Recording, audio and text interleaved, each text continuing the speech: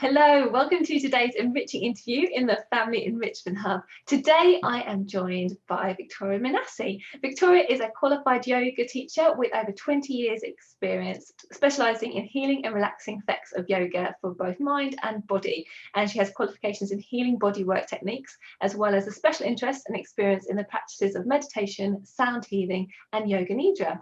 Victoria is a published meditation teacher with meditations on Spotify, Amazon, iTunes and Apple Music, and she's also a meditation coach for Aura app and a teacher for Insight Timer. Victoria works with people from all walks of life, helping them to improve their physical health, their mental health and their well-being, and it really is a pleasure to have her with us today to share some of her wisdom. So for all of you who are watching, whether you're watching live or on the replay, please do feel free to make some comments or ask questions, and if we can address them live then we will do, otherwise we'll come back to them and answer any questions at another point. And if you're watching on replay, then just pop a hashtag replay. So Victoria, hi, welcome to the Family Enrichment Hub.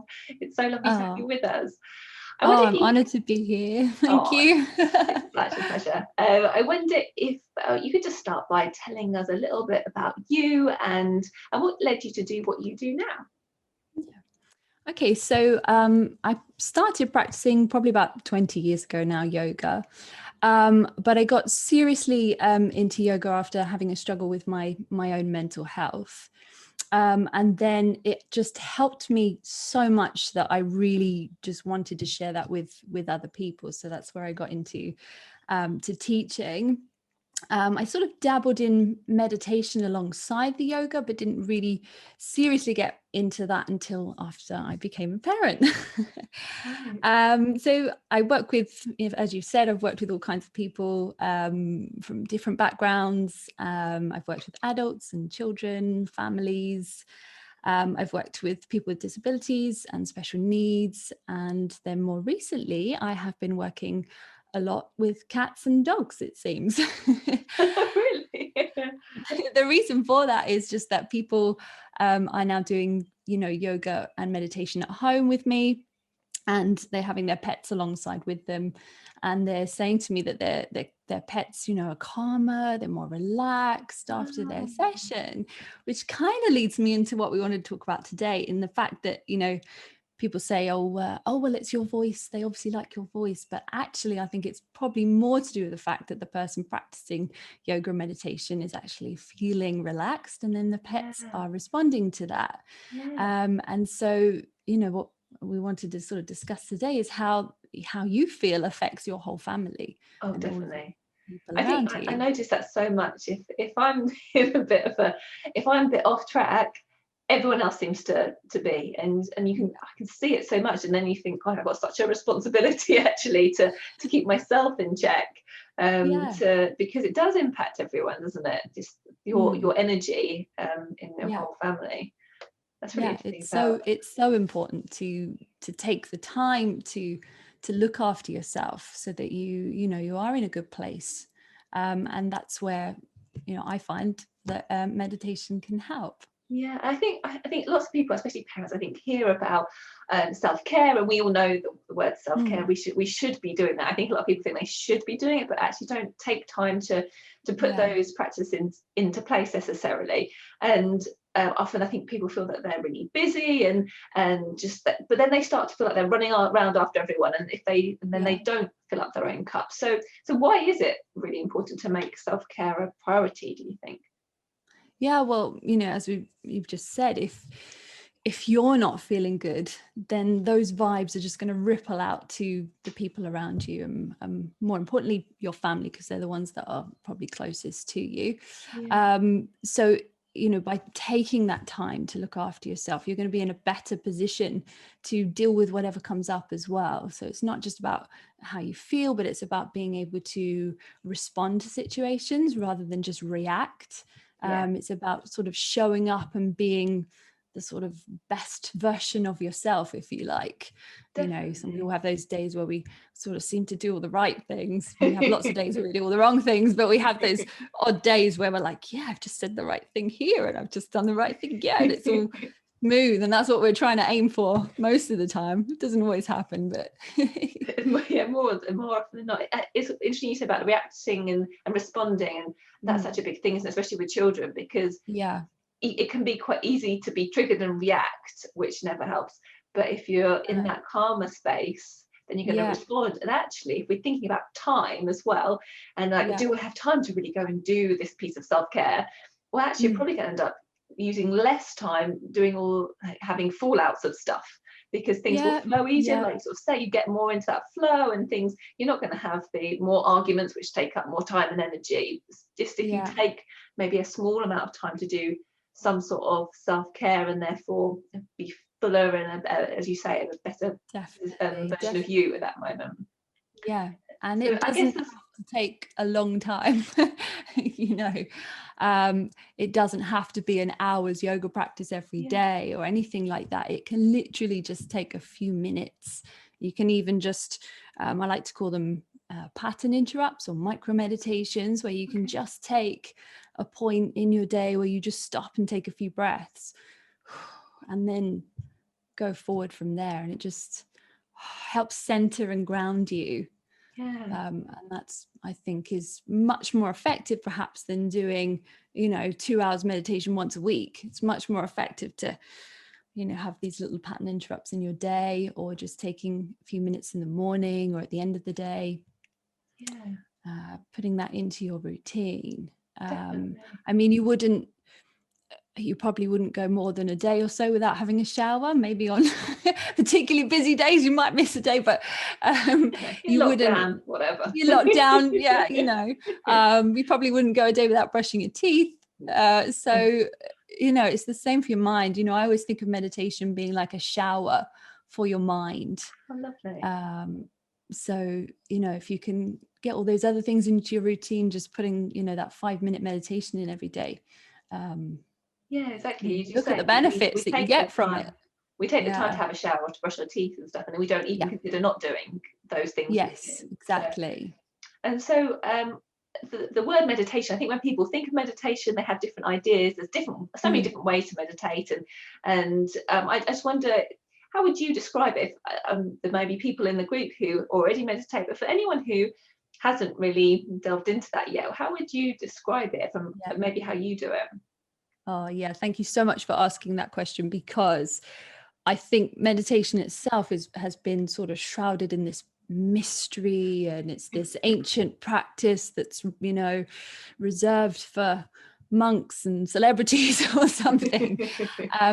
And it really is none of those things. In my translation of it, or how I would translate it to you, is that it is just a progressive quietening of the mind, and that's it. That is the simple version of what meditation does. It's not about stopping thoughts. A lot of people say, "Oh, I can't meditate. I can't stop my thoughts," because we have 60 to 80,000 thoughts a day, and there is no way you're going to stop them. If you're getting thoughts, you're alive, so that's a really good thing.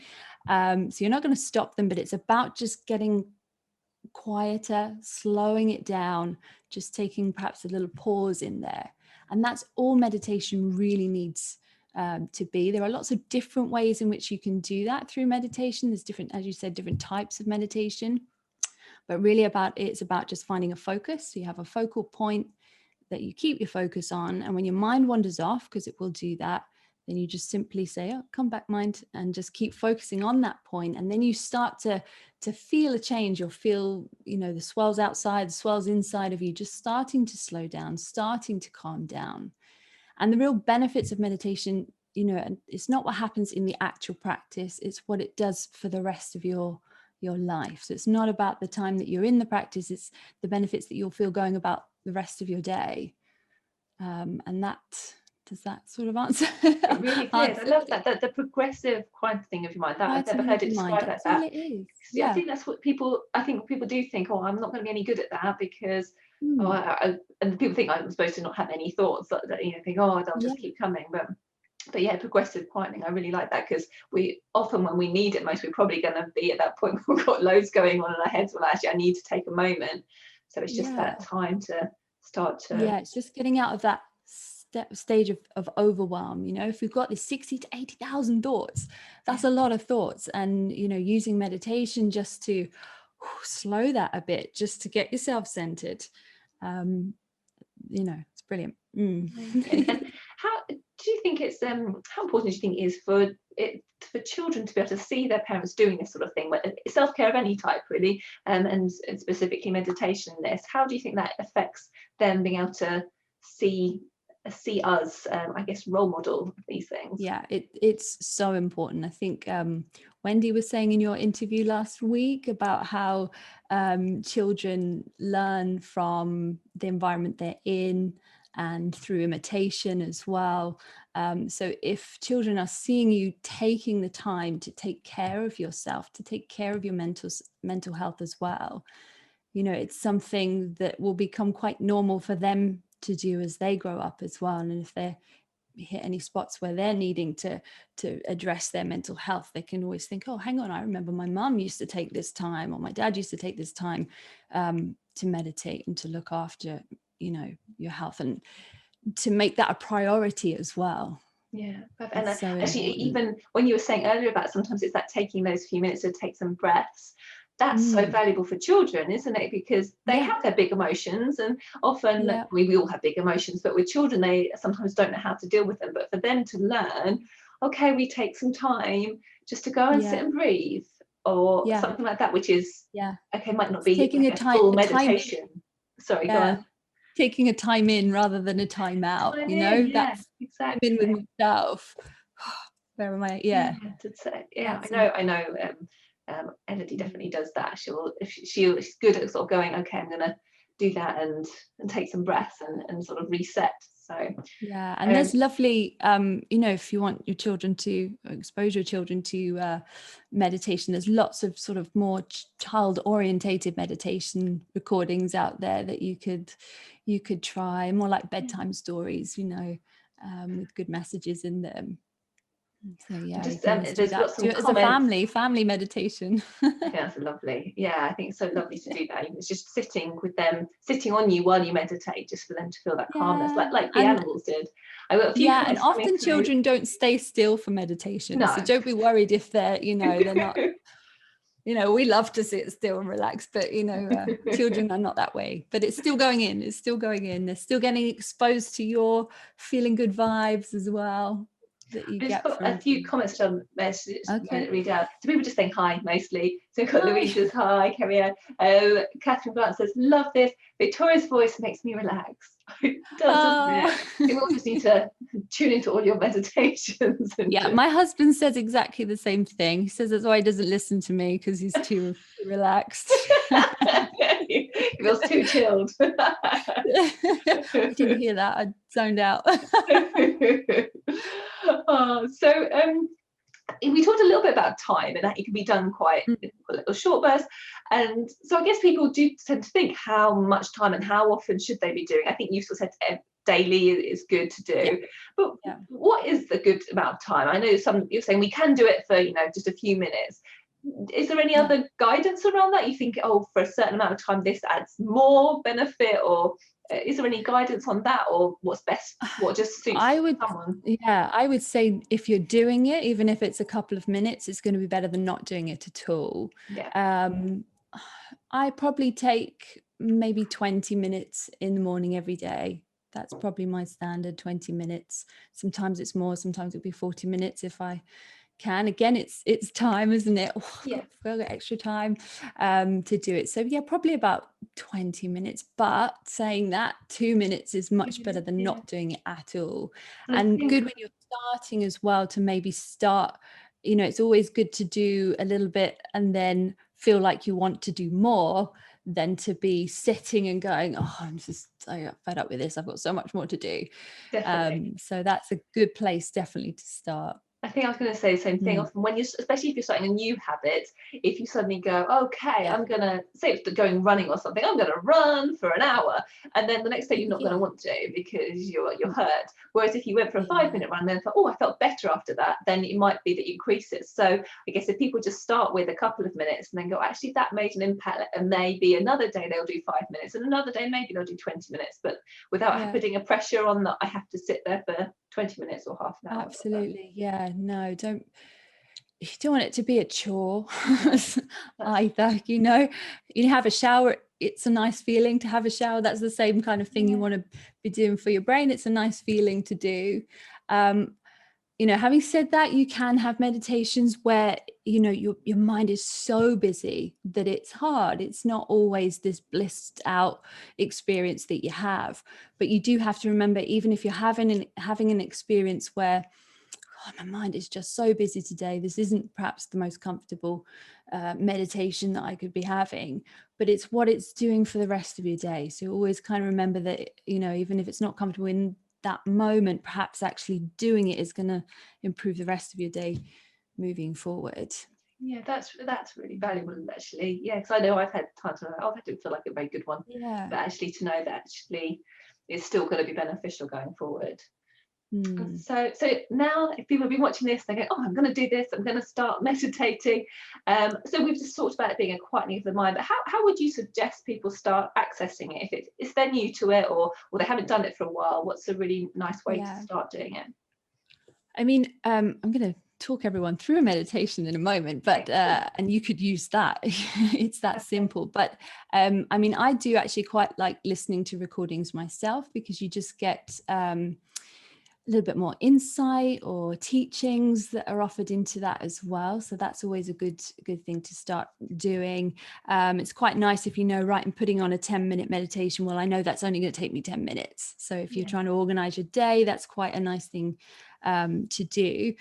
There are meditation apps that you can get for your phone. That's the sort of new way you can access loads and loads of teachers. It's quite nice. We talked about voices and things. It's quite nice to get a teacher that's voice you can connect with. Otherwise you will be sitting going, oh. So quite nice to have a look around. I actually do live meditation classes online every week, so anyone's welcome to come and join me. And I do have some recordings, as you said, as well, on some of the apps. There's 2 apps that I work with. One is called Aura app, which is a very clever app, actually. You can go in and say how you're feeling, what you'd like to work towards. So that's something, if you get into meditation, perhaps that's something you'd like to work with. Perhaps it's more to do with reducing stress, or maybe it's building up a gratitude practice or something like that. So it's very clever that you can click what you want to do, and then it suggests all these wonderful meditations for you. The other app that I'm on is Insight Timer. And again, that has loads and loads of teachers around the world that you can sort of dive in and pick and choose whatever feels good. Brilliant. Yeah. Great. And as you said, in a moment, you're going to lead us through a micro meditation, you've called it, so that people can experience taking that bit of time for themselves. But before we do go into that and then feel all serene and blissed out, I'd like people to know where they can find you. So if they want to connect with you or find out a little bit more, what would be the best place to find you? So probably my website's the best place, www.victoriayoga.co.uk. That's all I'm doing that for. Yeah, you can find me there. You can find all the links as well to the apps that I've talked about. I can give free trials and stuff as well if people are interested in that. Right. So yeah, you'll find everything on that website. Yeah. Thank you. Right then. Okay, everybody, it's time to get yourself a bit comfortable, and we will hand over to Victoria. At the end of it, I will say a little goodbye and such, but we'll just for the moment take that time. I'm going to feel really weird sitting here with my eyes closed, but I'm quite comfortable today. So yeah, over to you to lead us through our micro meditation. Cool. Okay, lovely. So whenever you're meditating, you just want to make sure that you are, Julia just said, make sure you are comfortable. So traditionally, when you see yogis meditating, they're sitting upright and the legs are all folded in a funny position. And for most of us, that is not a comfortable way to be. So definitely my advice is to get comfortable. If that's laying down, then lay down. That's absolutely fine. If you need cushions or you want a blanket to keep warm, then do. We're obviously doing just a very short meditation today, so you might not have to worry too much about that. So just getting yourself comfortable wherever you are, just maybe closing the eyes, and then just taking a moment just to tune in to your body and how your body is feeling. Maybe just take a moment to wriggle out if the shoulders are feeling a bit tight. Just have a little wriggle. Any parts of the body that you just need to soften into.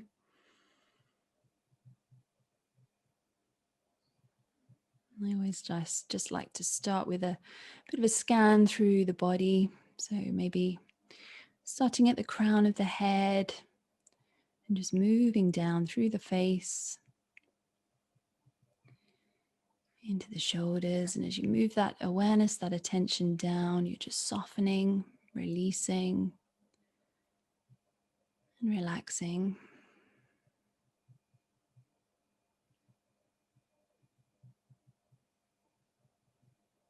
Just making sure that you are softening into your torso and into your abdominal area and into the diaphragm. We all sort of hold a lot of tension into this space, and what it does is restrict our breathing. And it's really important to free up your breath. So as you soften into that space, you can allow your breath to move a bit deeper. We're not forcing the breath in any way, we're just allowing that to happen naturally.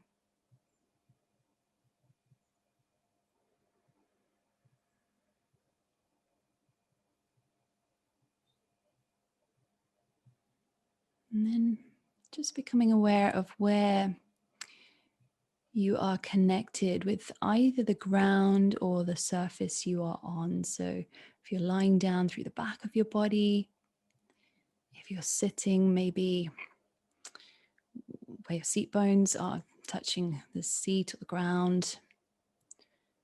You can even do this standing, so soles of the feet on the floor. Just becoming aware of those contact points. And imagine that as you exhale, you're just breathing down and into those points. So breathing down into the ground.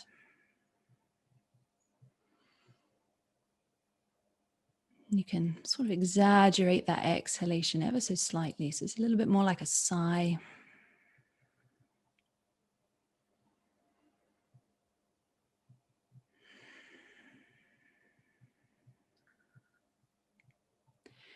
It's just like you're letting go of all that tension, any tension you're holding in your body, just letting that go into the ground. Letting go with that exhalation.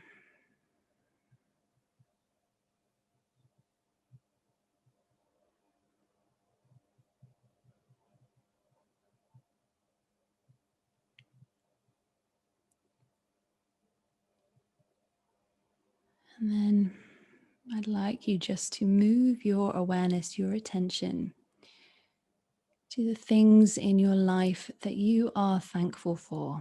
So just taking a few moments in gratitude. So what in your life, who in your life are you thankful for?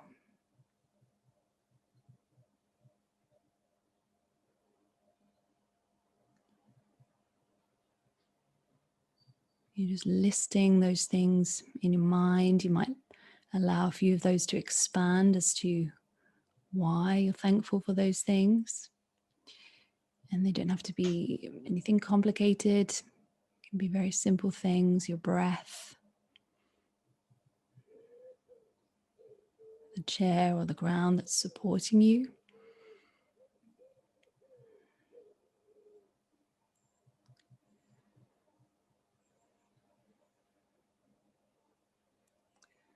family.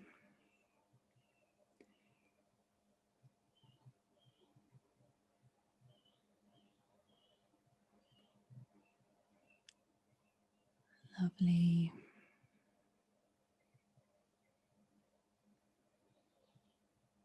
And just know that 20 seconds in gratitude changes your brain chemistry. So just by taking 20 seconds a day in gratitude, you can alter the chemistry in your brain and help lift your mood.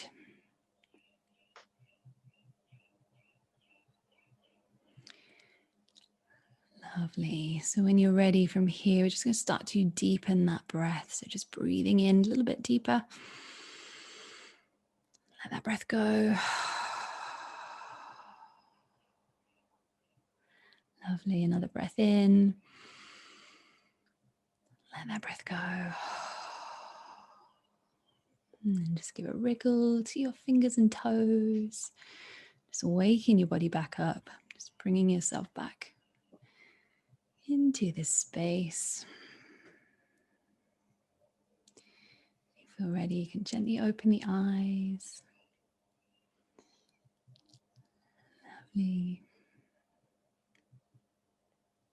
Thank you. That's it. It's that simple. That was wonderful.